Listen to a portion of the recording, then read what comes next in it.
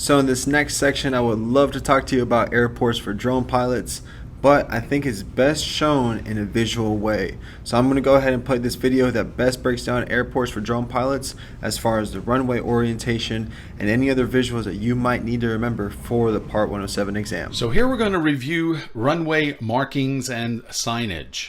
Now runways are numbered 1 through 36 to correlate with the 360 degrees of a magnetic compass, but the numbers are shortened to correspond to the airport's magnetic alignment.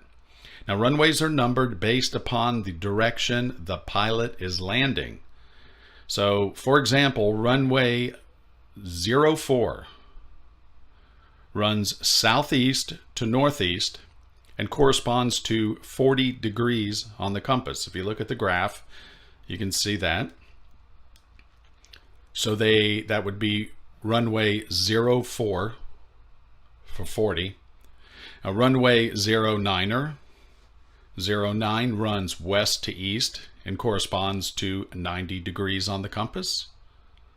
You can see that.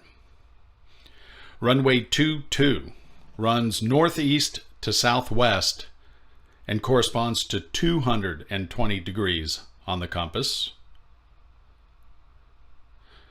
And then going around, runway 27 runs east to west and corresponds to 270 degrees on the compass, and so forth. And that's how you get runway numbers. Now when operating at a non-towered airport, all turns should be made to the left unless otherwise specified in the sectional chart.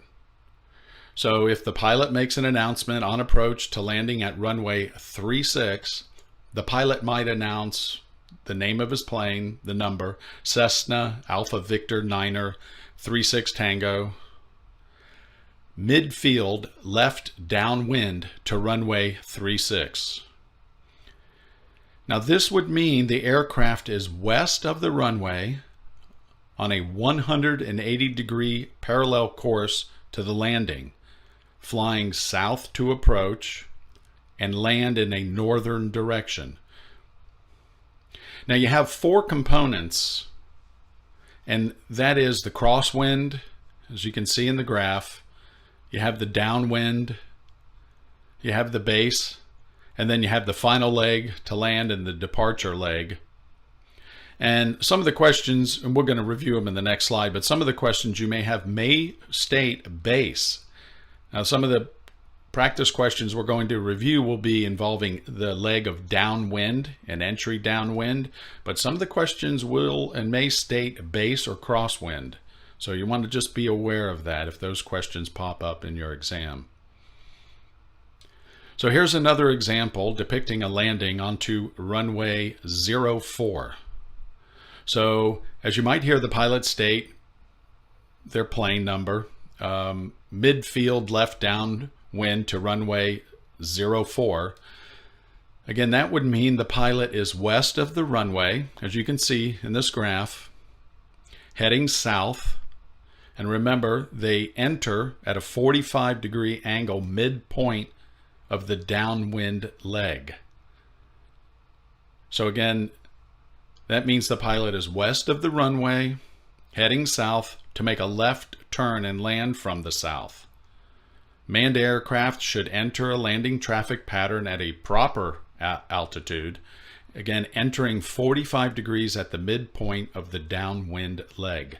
It is not recommended to enter a traffic pattern at the same time you're descending. That should be avoided. The FAA wants all pilots to know that most mid-air collisions occur within the vicinity of an airport on clear days and not cloudy days, and that may be a question that'll pop up. This clearly indicates how critical it is that pilots pay strict attention to all surroundings and to follow proper procedures at all times.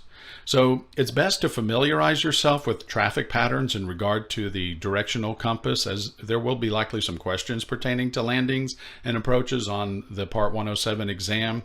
And again, it's also good information to know should, again, you be operating near or around the vicinity of a controlled airport, or a non-towered airport for that matter as well. Be aware. Situational awareness is always the best rule of thumb.